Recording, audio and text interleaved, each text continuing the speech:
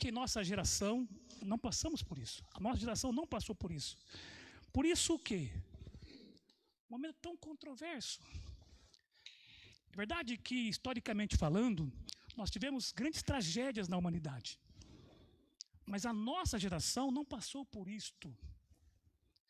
Por exemplo, na Idade Média, afirmava-se a necessidade do afastamento das pessoas por causa da peste negra.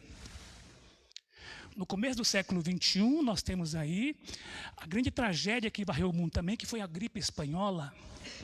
Mas isso foi no começo do século XX, nós não passamos por isso. O atual momento, ele é trágico por quê? Porque ele está acontecendo num contexto em que o mundo ocidental, principalmente, celebra muito, que é o Natal. Como se afastar das pessoas nessa festa tão impactante, tão marcante para toda a humanidade? Como? Em tempos de pandemia, como celebrar festas, como celebrar com alegria o manifestar de Deus na vida dos homens? Principalmente nós, povos ocidentais, e em especial brasileiros, que gostamos muito do contato, do abraço, do estar junto. Como conviver Natal assim? Ontem eu recebi uma mensagem da minha família perguntando se eu iria para o interior de São Paulo celebrar o final do ano. Eu falei, eu ainda não sei. E a minha irmã perguntou assim, por que você não sabe? Eu falei assim, porque às vezes é tempo de afastamento, ainda que a gente não goste. Então, por amor à minha mãe, eu falei, eu prefiro me afastar. Eu prefiro amar de longe, ainda que doa muito. Que Natal é este? Qual é, então, nesse Natal, a nossa única certeza? Qual é o filé mignon desse Natal? Qual é a coisa mais importante de tudo nesse Natal? É exatamente a proposta que eu trago para vocês hoje. Deus conosco.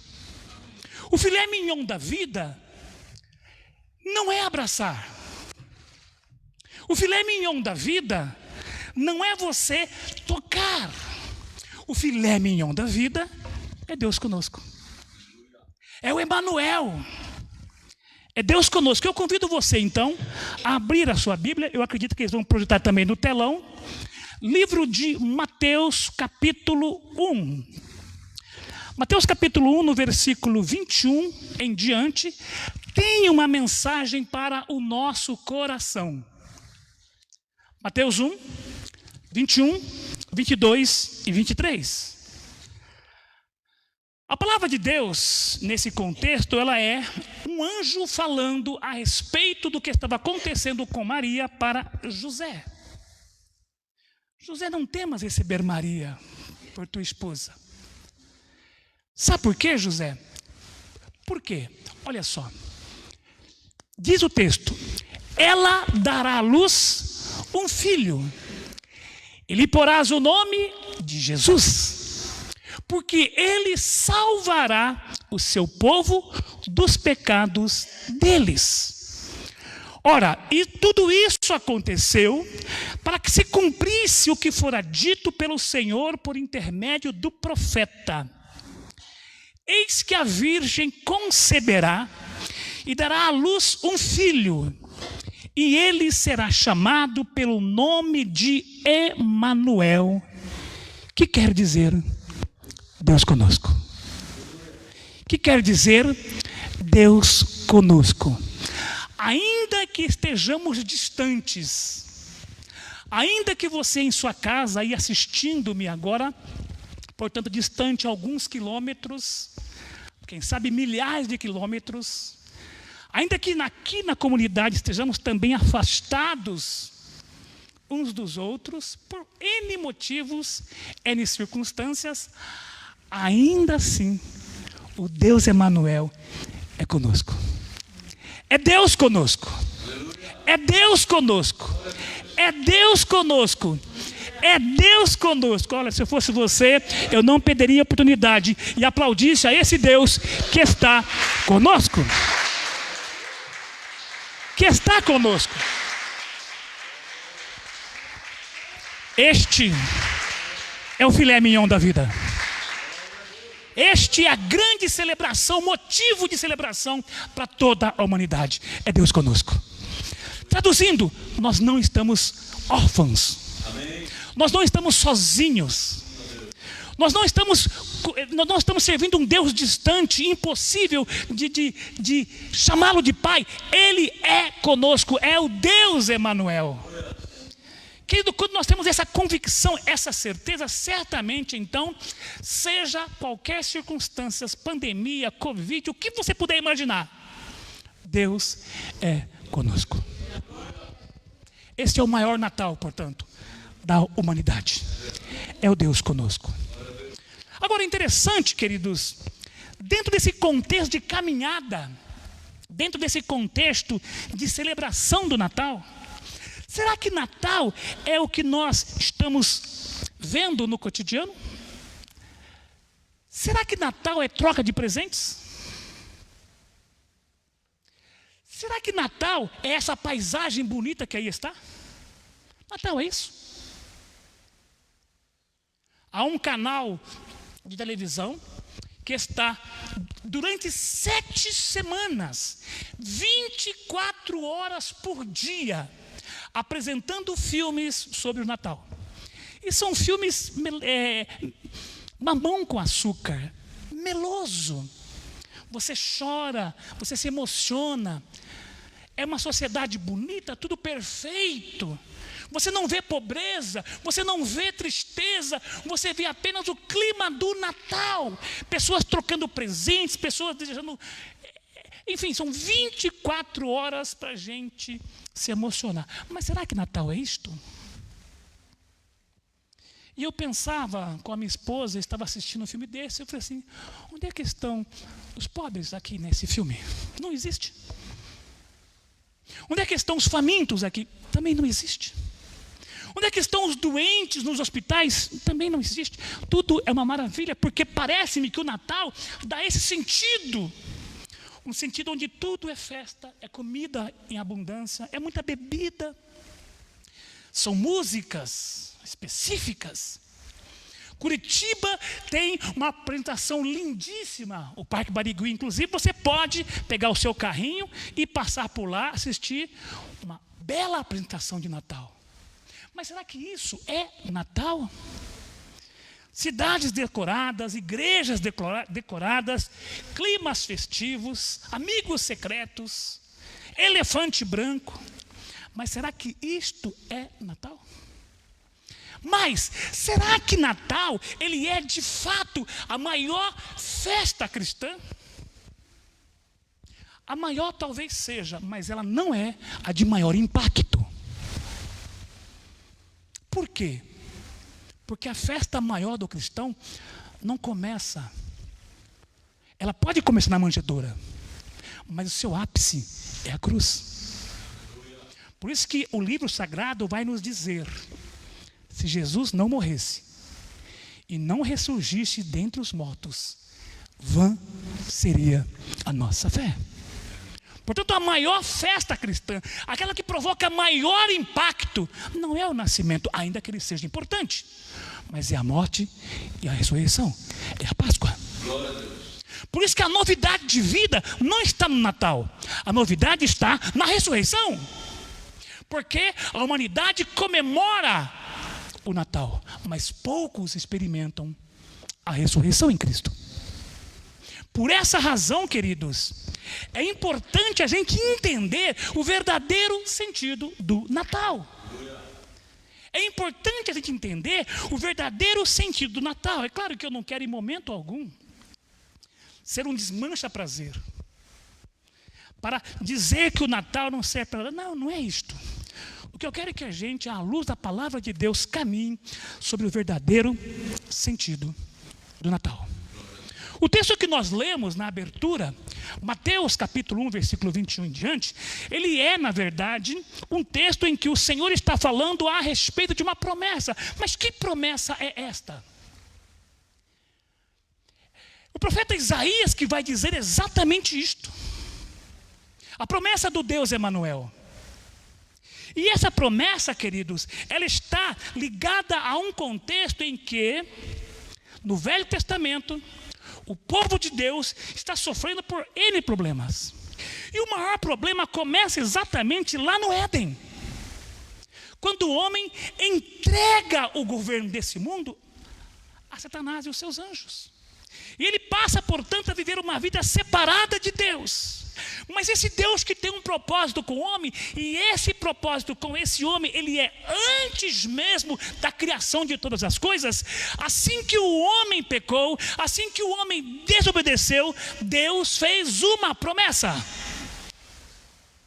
Assim que Adão pecou, assim que o casal no Éden distanciou-se de Deus, Deus fez uma promessa: eu não quero vocês longe de mim. Por essa razão, Gênesis capítulo 3, versículo 15 diz: porém inimizade entre ti e a mulher, Deus falando à serpente, entre a tua descendência e o descendente da mulher. Enquanto você, serpente, vai lhe ferir o calcanhar, o descendente da mulher vai ferir a tua cabeça. Ele vai te esmagar. Portanto, a promessa de Deus foi que haverá redenção. Haverá redenção. Portanto, o nascimento, ele vai lembrar exatamente isto. É o cumprimento desta promessa que começa lá em Gênesis capítulo 3, versículo 15. Mas lá no livro de Isaías, Deus vai falar algo muito maior. Isaías escreve o seu livro num contexto muito triste, queridos. Muito sofrimento. Um povo vivendo por muitas dificuldades. Um povo vivendo dentro de opressões, guerras, invasões constantes. Briga com os egípcios, briga com os assírios, briga com os babilônios. Muitas intrigas, muitos afastamentos, muitos momentos de tristeza e angústia pela separação, pela invasão do povo estrangeiro, ou seja, um mundo em caos. E nesse mundo em caos, Deus chama um profeta. Deus chama Isaías. Deus, ao olhar para Isaías, ele vai dizer para Isaías o que ele quer. Deus tem um chamado, e diz que o texto de Isaías vai dizer assim: no ano que morreu o rei Uzias, eu tive uma visão. Eu vi o Senhor assentado num alto e sublime trono. E depois dessa visão impactante, irmãos, Deus faz uma pergunta e o profeta responde. Eu ouvi a voz do Senhor que dizia: a quem enviarei? E quem há de ir por nós? Então disse Isaías: eis-me aqui. Envia-me. Queridos, Natal começa também com uma comissão. Eu e você fomos comissionados para alguma coisa. No caso específico do Deus Emanuel, comissionados para o quê? Para levar esperança a um mundo que não tem esperança. Para levar salvação a um mundo perdido nos seus delitos e pecados. Por isso que a Bíblia diz: ele porás o nome de Jesus, porque ele salvará. Salvará o quê? O seu povo. Salvar do quê? Dos seus pecados. Se existe um mundo sem esperança por causa dos pecados, existe um Deus que promete para que eu e você possamos levar essa promessa. E a promessa não é árvore de Natal. A promessa não é uma decoração. A promessa, irmãos, é o que está escrito no livro 7,14. Portanto, o Senhor mesmo vos dará um sinal. Qual o sinal? Eis que a virgem conceberá e dará à luz um filho e lhe chamará Emanuel. Emanuel. Portanto, quando Mateus fala, ele fala de 7,14 de Isaías. O seu nome é Emanuel, é o Deus conosco, é o Deus que vem celebrar com o nosso coração, para tirar esse coração velho, nos dando, portanto, um novo coração, fazendo-nos nova criação, nova criatura em Cristo Jesus.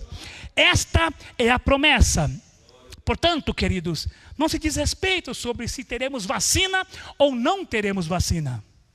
Não diz respeito se teremos presente ou não teremos presente. Não diz respeito se as casas estarão decoradas ou não decoradas. Não diz respeito se os lares haverá fartura de alimento ou não haverá fartura de alimento. O que diz respeito é o filé mignon. Deus conosco. Deus conosco, Deus conosco. Por isso, ainda que a figueira não floresça, Deus é conosco. Deus é conosco. Se essa é a promessa, qual é a mensagem? Qual é a mensagem? A mensagem, queridos, é para nós levarmos esperança em dias nebulosos. Eu moro numa rua de muito movimento.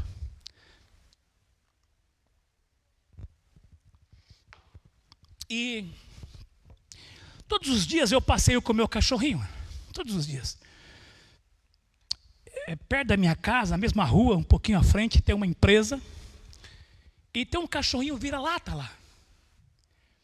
Esse cachorro vira-lata, ele fica naquela empresa durante o dia. Às vezes à noite ele entra lá, fica preso lá. Mas normalmente depois do expediente a empresa fecha, ele fica para fora. E final de semana, chovendo, frio, o que você puder imaginar, ele está na rua. E olhar para aquele cachorro e dizer assim, esse cachorro não come nos finais de semana. Então eu me propus, de vez em quando eu vejo ele por ali, à noite mesmo, durante a semana ou final de semana, levar um pouco de comida para ele. E nós fomos com a Vera, eu e a Vera fomos esses dias numa loja, compramos um pacotinho de ração. E esse cachorro me conhece já. Quando eu fico assim, mais ou menos 50 metros dele, ele começa a balançar o rabinho, ele vem em minha direção. Porque ele sabe que vai ter comida. Porque ele sabe que vai ter água. Hoje estava chovendo à tardezinha. Eu falei, esse cachorro, se estiver lá, eu tenho que levar comida para ele. E quando eu fui levar comida para ele, estava chovendo e ele estava na chuva. Eu pensei, mas se eu levar comida para ele na chuva, vai molhar tudo. Eu peguei então, eu moro num conjuntinho, fica no fundo, na frente tem uma marquise que cobre. De longe eu chamei ele. Ele balançou o rabinho e veio, atravessou a rua e começou a comer a comida que eu dei para ele. Eu levo para aquele cachorro esperança de comida. Quantos vizinhos nossos estão famintos? Não de comida, mas do pão que desce do céu. Quantos dos nossos parentes até podem ter um Natal muito farto, mas lhe falta a mensagem de transformação da palavra de Deus. E que mensagem é esta? A mensagem que diz assim, o povo que andava em trevas viu uma grande luz. E aos que viviam na região da sombra da morte, resplandeceu-lhes a luz. Porque um menino nos nasceu, um filho se nos deu, e o governo está sobre os seus ombros, e o seu nome será Maravilhoso Conselheiro, Deus Forte, Pai da Eternidade e Príncipe da Paz. Portanto, no mundo, queridos, que não entendeu o sentido verdadeiro do Natal, cabe cabe a eu e você levarmos essa mensagem. Um menino nos nasceu. Um menino com o nome de Deus forte, maravilhoso, conselheiro, Pai da eternidade, Príncipe da paz. Para quem está fraco, apresente a Ele o Deus forte. Para aquele que está deprimido, apresente a Ele o Príncipe da paz. Para aquele que está perdido, apresente o maravilhoso conselheiro. Este é o sentido do Natal para um povo que andava em trevas como eu e você. E nós conhecemos a verdadeira luz. A luz que resplandece, ilumina todo homem e dá a esse homem oportunidade de conhecer o tremendo Salvador, Cristo o Senhor. Queridos irmãos, é este o Natal como filé mignon da vida. É o Deus conosco. E esse Deus conosco veio exatamente nos fazer entender. Portanto, Natal, Evangelho das Boas Novas. Natal é o Evangelho em ação. Natal é verdadeiramente o cumprimento da promessa de Deus, o estabelecimento da vontade de Deus para os homens. Natal é Jesus na sua maior expressão, nascendo e depois enfrentando a morte na cruz, dando ao homem vida plena, vida nova. Jesus é isto. Jesus, ele é a boa nova. Jesus, ele é a mudança que impacta a humanidade. Por isso que Lucas capítulo 2, versículo 10 e versículo 11 vai dizer da grande alegria. Eis que trago o quê? Boa nova. Que boa nova? O mercado está fechado, professor Edilson. Que boa nova, a Covid ainda não cessou. Que boa nova, professor Edilson, não existe uma vacina. Que boa nova, professor Edilson, há pessoas doentes nos hospitais. Que boa nova, professor Edilson, há pastores que estão morrendo. Que boa nova, pastor, ao saber que igrejas estão fechando por causa da pandemia. Qual é a boa nova? A boa nova, queridos, é, apesar das circunstâncias negativas, mesmo que a figueira não floresça, mesmo que o fruto da oliveira esteja mentindo, a boa nova é, eu me alegrarei no Senhor, exultarei no Deus da minha salvação. Jeová é a minha força, Ele é a minha força. Não temais, não temais. Não temais. Comunidade El Shaddai de Curitiba, não temais. Você que me assiste, não temais. Você que está perto, não temais. Você que está longe, não temais. Porque hoje vos nasceu na cidade de Davi o Salvador, que é Cristo o Senhor. Isso é Natal. É Cristo que nasceu, trazendo ao homem mudança e mudança tremenda. Natal, queridos, é Jesus como oferta de Deus. Jesus é a oferta de Deus.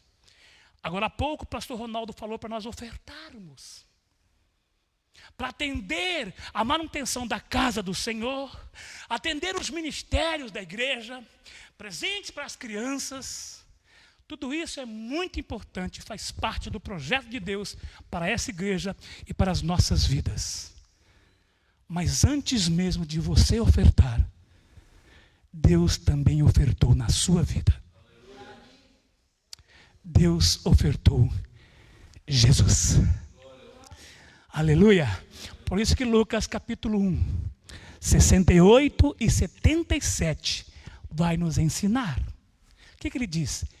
Bendito seja o Deus, o Senhor Deus de Israel, porque Ele visitou, Ele redimiu o seu povo, e nos suscitou, e nos levantou. Levantou o quê? Uma salvação poderosa, uma salvação plena e poderosa na casa de Davi, seu servo. Eu vou ler o texto completo, que diz assim, continua o texto de Lucas, agora no 69. Seu servo comprometera desde a antiguidade, por boca dos seus santos profetas, para nos libertar dos nossos inimigos e das mãos de todos os que nos odeiam, para usar de misericórdia com os nossos pais e lembrar-se da sua santa aliança e do juramento que fez a Abraão, o nosso pai, de conceder-nos que, livres das mãos do inimigo, o adorássemos sem temor, em santidade e justiça perante ele todos os nossos dias. Tu, menino, serás chamado de profeta do Altíssimo, porque precederás o Senhor. Ele fala aqui de João Batista, preparando-lhe os caminhos, para dar ao seu povo, o quê? Conhecimento da salvação, no redimi-lo dos seus pecados. Ele veio para nos ofertar. Jesus é a oferta de Deus para a salvação dos nossos pecados. Que salvação é essa? Ou que tipo de salvação é esta? Queridos, a oferta de Deus, ela é muito especial. Ela envolve o homem plenamente. Ela envolve o homem totalmente. Ela envolve o homem poderosamente. Ela envolve o homem perfeitamente. Salvação, muitas vezes, a gente confunde com escapar de alguma coisa. O ano passado, eu conheci um amigo, filho de um pastor, toquei num culto com ele uma vez, e eu fiquei sabendo que agora, recentemente, que ele ficou 40 dias numa UTI, entubado. Médico nenhum dava para ele certeza que ele ia vencer a Covid. O pai dele, um pastor muito conhecido, pediu ajuda, pediu oração, levou a igreja de Curitiba a orar, pessoas que ele gostava de orar por ele, gostava dele orar pelo seu filho, o Paraná orando, o Brasil orando. Esse menino, Mateus, saiu da UTI e está em sua casa. Mateus foi salvo da Covid. Mateus foi salvo desse vírus. Mas certamente Mateus, durante a sua caminhada, enfrentará outros desafios. Enfrentará outros problemas. Eu fui salvo de um acidente de carro. Mas certamente você vai enfrentar um outro desafio. Você vai enfrentar um outro problema. Irmãos, tragédias pessoais, doenças, tudo isto que acontece conosco e vem um livramento, esse livramento não é eterno. Esse livramento, ele tem uma durabilidade, ele é temporal, ele pertence a esse tempo.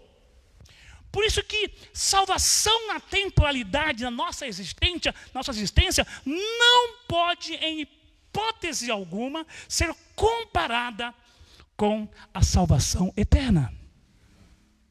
Por isso que o Messias, por isso que Jesus, por isso que Ele, ao nascer, apresenta-nos, levanta, como diz o texto, uma salvação plena, poderosa, perfeita e total.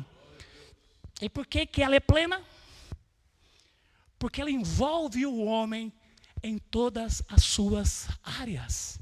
Ela envolve o homem em todas as suas dimensões. É salvação para o corpo, para a alma, para o espírito. Para o corpo, ela diz respeito a aquilo que Deus fala com respeito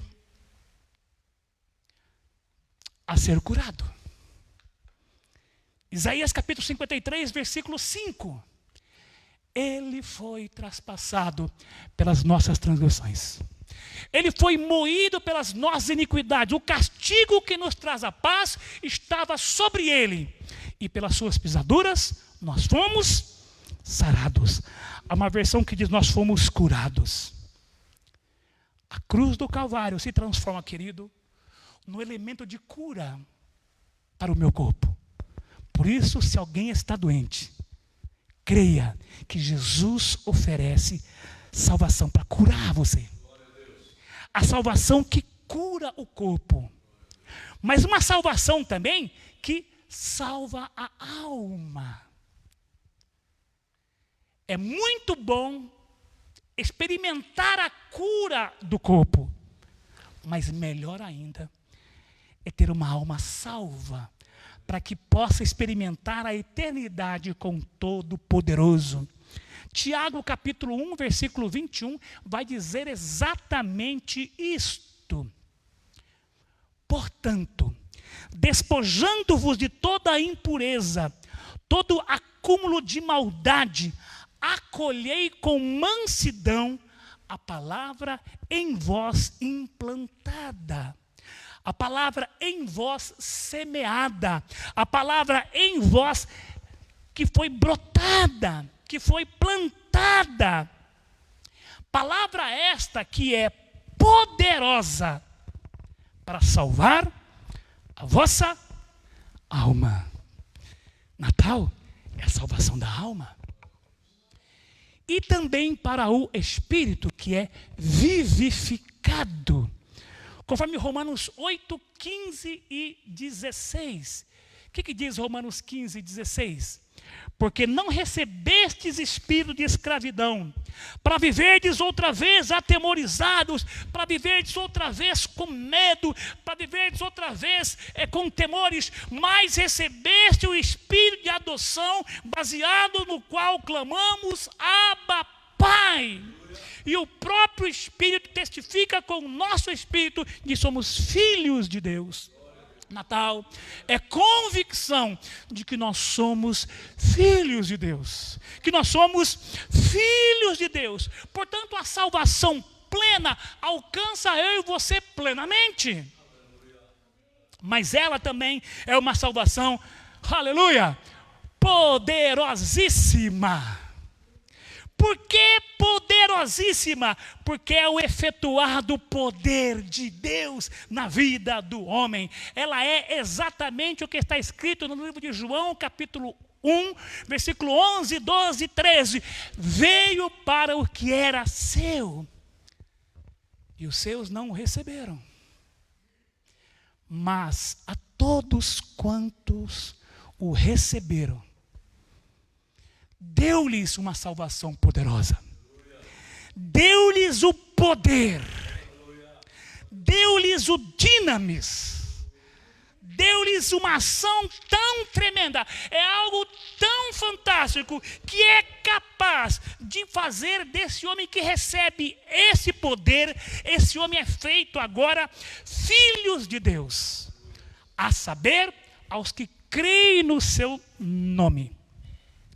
E o texto final é maravilhoso. Os quais não nasceram do sangue.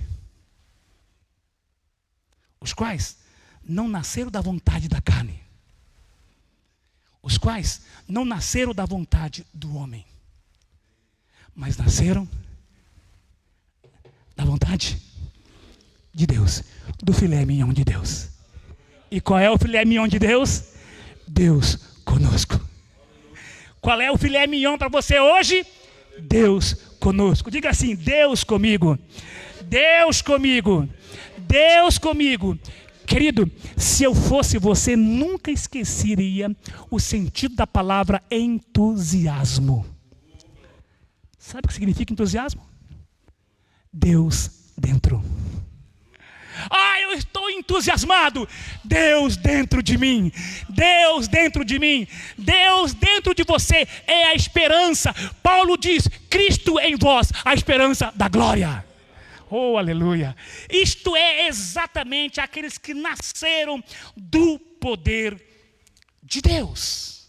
Salvação poderosa. Salvação maravilhosa.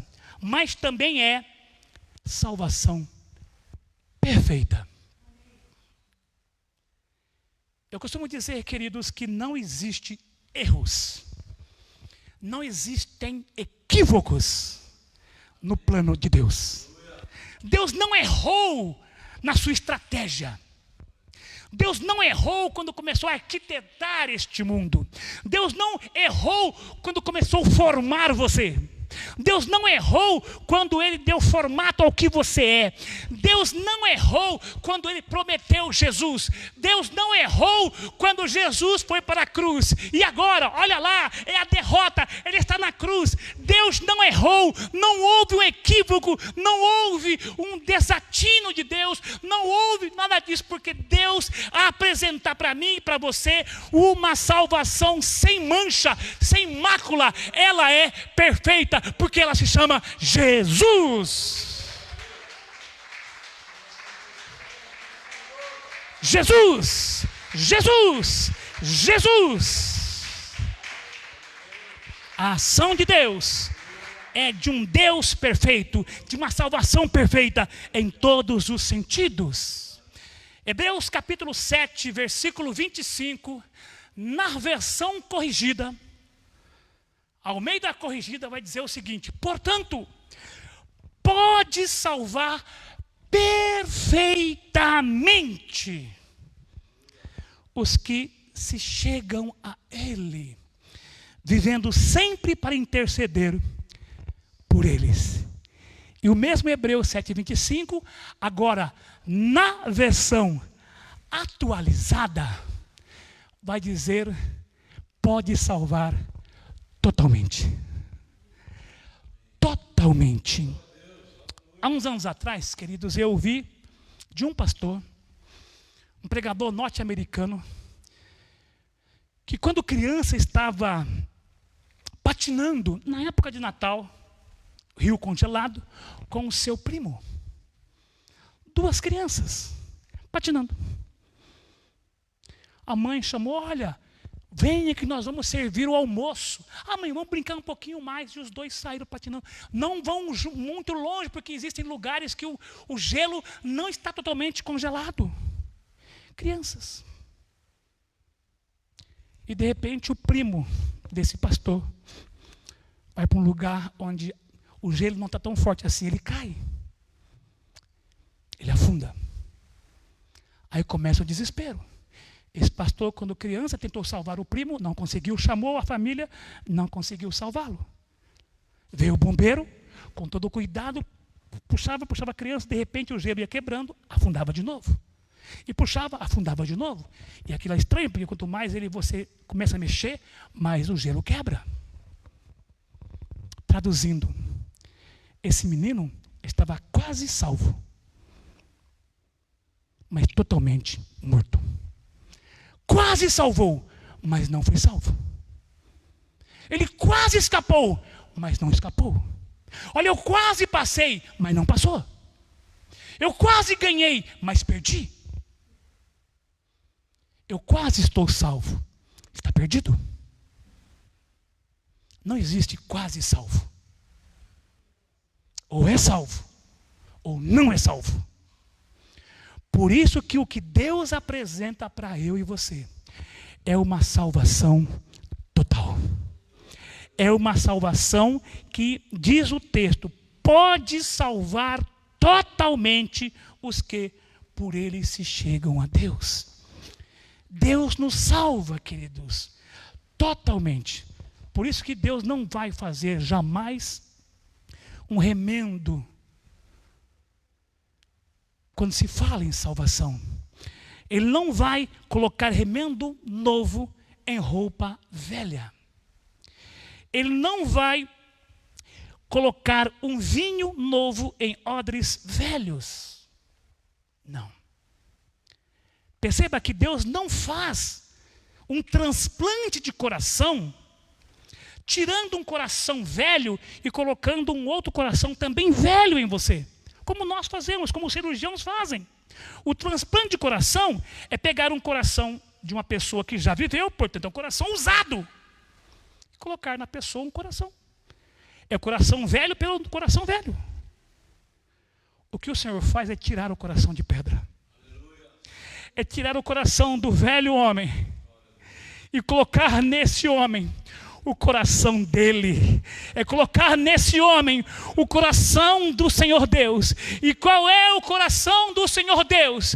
É Jesus, novidade de vida. Por isso que Natal, queridos, é novidade de vida. É Jesus em mim, é Jesus em você, que veio fazer não uma reforma, não pintar a minha casa, não me dar uma plástica no meu corpo. Jesus não veio fazer isto. Jesus veio de fato mudar o sentido da minha vida, dizendo assim: Edilson, até hoje você estava perdido, mas a partir de agora eu faço nova todas as coisas. Isso é Deus conosco. Isto é Deus conosco.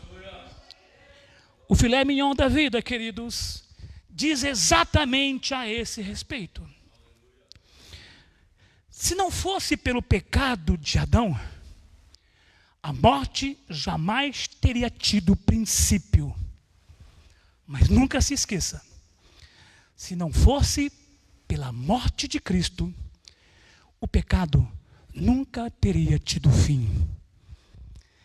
Jesus venceu o pecado para que eu e você pudéssemos experimentar uma novidade de vida.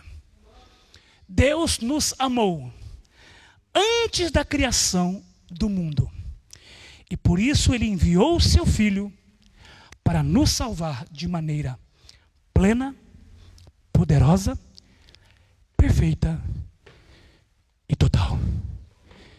Isto é Natal. Isto é Deus conosco. Emanuel. Se eu fosse você, ficava em pé e aplaudia bem forte esse nosso Deus. Aleluia!